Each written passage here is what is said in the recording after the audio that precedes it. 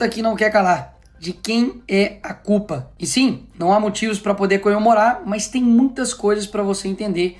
Isso vai fazer toda a diferença. E diferentemente do outro lado, eu não preciso inventar para poder te explicar quem é o culpado disso. Basta eu ler a carta do Trump. E começa citando Jair Bolsonaro e diz: conheci e lidei com o ex-presidente Jair Bolsonaro e o respeitei profundamente, assim como a maioria dos outros líderes de países. A forma como o Brasil tem tratado o ex-presidente Bolsonaro, um líder atualmente respeitado em todo o mundo, durante seu mandato, inclusive pelos seus Estados Unidos, é uma vergonha internacional. Esse julgamento não deveria estar acontecendo. Trata-se de um caça às bruxas que deve acabar imediatamente. Ou seja, o Trump deixou bem claro no primeiro parágrafo da carta que a culpa não é do Bolsonaro, a culpa é de quem está perseguindo o Bolsonaro. E piora, em parte devido aos ataques insidiosos do Brasil contra as eleições livres e os direitos fundamentais da liberdade de expressão dos americanos, como foi ilustrado recentemente pelo STF, que emitiu centenas de ordens secretas e ilegais de censura às plataformas de mídia social dos Estados Unidos. Lembra disso aí. E para poder refrescar aí a sua memória, o assessor do Trump ele foi detido pelo Moraes aqui em Brasília em 2021. O Alexandre de Moraes também derrubou o X, o Twitter aqui do Brasil. E também derrubou a Rumble, que é uma rede social que tem ligações muito próximas com a Truth Social, que também é uma plataforma criada pelo Donald Trump. Dito isso, não sou eu, Bolsonaro, a direita que está falando. É a carta do Trump.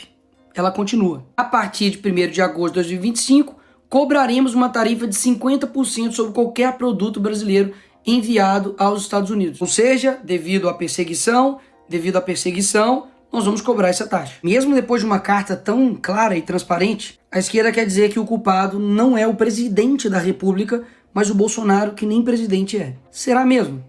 Vamos ver. Lula, antes mesmo das eleições, já falava que o Trump era nazismo com outra cara e chamou ele de desumano. O Lula deixou navios de guerra do Irã atracar aqui no Brasil, mesmo os Estados Unidos fazendo pressão contrária. O Alckmin, que é vice do Lula, participou de um evento no Irã ao lado do líder do Hamas e outros 3 líderes terroristas. Voltou até a exigir visto para o cidadão dos Estados Unidos para entrar aqui no Brasil. Foi destaque no mundo inteiro quando comparou as ações de Israel a Hitler. Ou seja, atacando o principal aliado dos Estados Unidos na guerra entre Israel e Irã. E aí o que o Lula esperava? De que essa conta nunca ia chegar? Ela chegou e muito cara. Mas ela tem um motivo, como vocês viram. Não foi do nada. Mas existe uma forma de resolver isso. No fim da carta do Trump ele fala: essas tarifas podem ser modificadas para cima ou para baixo, dependendo da nossa relação com o seu país. A solução está na mão do governo. Basta ter um mínimo de relação diplomática com uma nação importante, que é o caso dos Estados Unidos, parar de perseguir esses opositores aqui no Brasil, dar uma maquetada no STF para ele ficar no canto dele, que as coisas vão ser resolvidas. Caso contrário, Lula, você vai ferrar todo mundo. Ou vocês acham que isso daqui é fazer diplomacia? Eu não tenho medo de você, inclusive. Boa! Fuck you, Elon Musk. Vou usar o termo vira-latas depois de jornalistas perguntar sobre Lula e Trump. Trump disse que vai anunciar a tarifa contra o Brasil.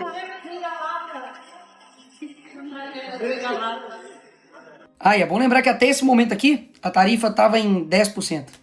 Calma aí que nós não chegamos nem na melhor parte do vídeo. Vai por mim. A resposta do Lula para tudo isso foi essa. Se ele vai cobrar 50 de nós vamos cobrar 50 dele. E o que isso vai resultar? Se por algum motivo o senhor decidir aumentar suas tarifas, então qualquer que seja o número que escolher aumentá-las, será acrescentado aos 50% que cobraremos. Se o Lula vai cobrar 50, eles também vão colocar mais 50 nessa conta. Enquanto isso, uma nação que decidiu ter diplomacia com os Estados Unidos, que é a Argentina, aprovou um acordo que garante tarifa zero para 80% das exportações argentinas. Como deve ser bom ter um presidente, né? Sabe por que eles estão dizendo que o Brasil não pode recuar a esse tipo de medida de fora? Porque nós defendemos a soberania nacional. E é aqui que o vídeo fica interessante. A esquerda, que está dizendo aí que defende a soberania nacional, tem uma organização que chama Folha de São Paulo desde 1990, que interfere ativamente nas eleições e no processo democrático de todos os países da América Latina. E quem está dizendo isso não sou eu, é o Lula. Parte da chegada da esquerda ao poder na América Latina pela existência dessa cosita chamada Fórum de São Paulo. E aqui, com o José Dirceu, amigo do Lula e mentor do PT, deixou as coisas ainda mais claras. Nós já lutávamos por isso e já trabalhávamos por isso, inclusive porque nós criamos o Fórum de São Paulo, que lutava para isso. Depois criamos ainda um grupo de Marbella, que é o nome da cidade, do hotel onde nós fomos no Chile, que se reuniu. Todos depois foram eleitos presidente da República. Todos foram. Todos. Então quer dizer que os Estados Unidos não pode aplicar uma sanção em defesa da liberdade, mas eles podem interferir em todos os outros países da América Latina para poder implementar, literalmente, ditaduras. E pausa. Quem é pior? Um país que taxa o outro país para poder defender a liberdade de outro país? Ou um país que taxa o seu próprio povo para poder bancar um governo? E aí? Quem é pior? Lula pede ajuda à China para regular redes no Brasil.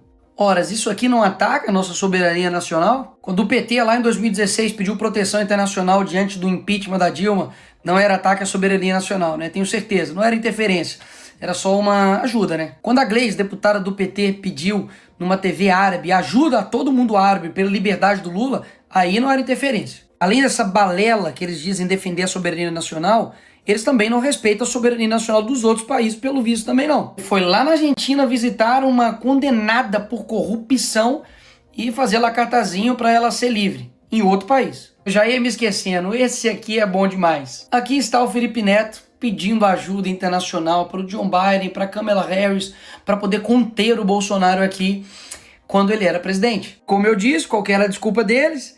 De que nós não precisamos de intervenção, mas precisamos de ajuda. Quando somos nós, é intervenção. Quando é a esquerda pedindo, não é intervenção, é ajuda. A Dilma também, quando foi nos Estados Unidos e na Europa buscar apoio contra a prisão do Lula, com certeza também não foi pedir nenhuma intervenção no Brasil, né? Até mesmo que o Lula estava na Noruega. Por fim, o que esses dois aqui estavam achando?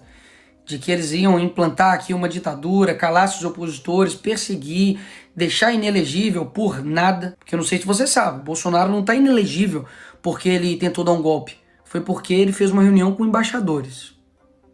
Convenhamos, né? Derrubar a rede social, se aliar a ditaduras, e tudo isso não teria um preço. E ninguém do mundo livre lá fora olharia e falaria, opa, peraí, vamos conversar. Mas como nunca teve esse relacionamento, afinal de contas, o Lula diz que ainda não teve interesse em conversar com o Trump, um dos únicos líderes mundiais a não se encontrar com ele. Por essas razões, a sanção econômica veio. E repito, ruim para o Brasil. Mas como você viu, existe um porquê. Ignorar a boa diplomacia, promover perseguição, censura e ainda fazer provocações baratas vai custar muito caro para o Brasil. Enfim, eu avisei.